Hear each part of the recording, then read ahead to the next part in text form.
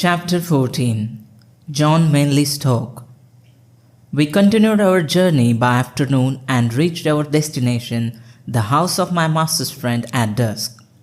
When the kind coachman in the stable heard of how James had rescued us from the fire, he was impressed. Getting a horse out of the stable during a flood or fire is one of the most difficult things in the world, said he.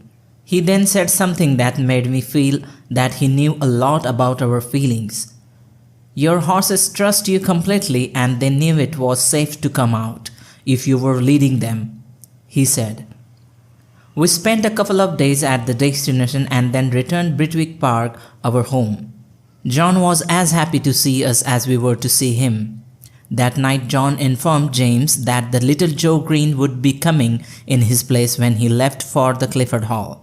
James felt that Joe was too young for the job, but John said that though young he was quick, willing and kind-hearted.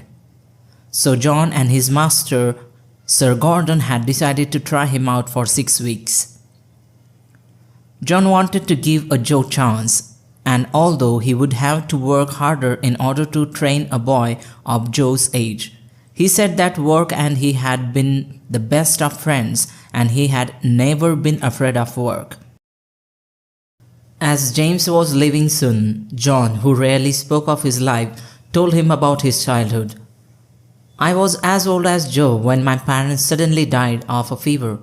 My crippled sister Nellie and I were left alone in this wide world. I had to look after Nellie and did not know how to do it.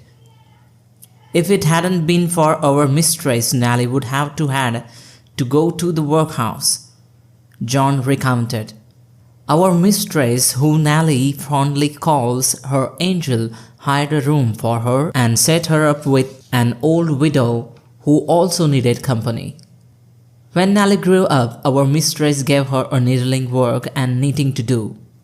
Our master gave me a job at the stable under old Norman, the coachman. I was given food and would sleep in the loft. Besides this, I was provided with the clothing and paid 3 shillings a week so that I could support Nellie, spoke John nostalgically. If old Norman had said that he was too old to train a boy as young as I was, I don't know what would have happened to me and Nellie.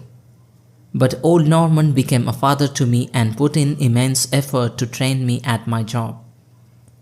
When old Norman died, I took his place as the coachman and today I am well settled and Nellie is as happy as a lark. So now you see, James, that someone was kind to me sometime and I am more than happy I got an opportunity to pass on that kindness to the little Joe. Of course, I shall miss you a lot, James, but we will manage. Now it was James' turn to speak. I do wish you don't forget me, John, said he. You have been my closest friend after my mother, he added gloomily. John assured him that he would always remember him. Joe Green came to the stable on the next morning. He was to learn his job before James left. He was a lively boy and always came whistling to his work. At last, the day of James' departure arrived, and he left us with a heavy heart. All of us were sad that James had left, but Merrylegs grieved for him for many days. He lost his appetite, so John exercised him regularly, and soon his spirits rose. Joe worked hard in order to learn his job, and his father came regularly to help out until his son was good at his job.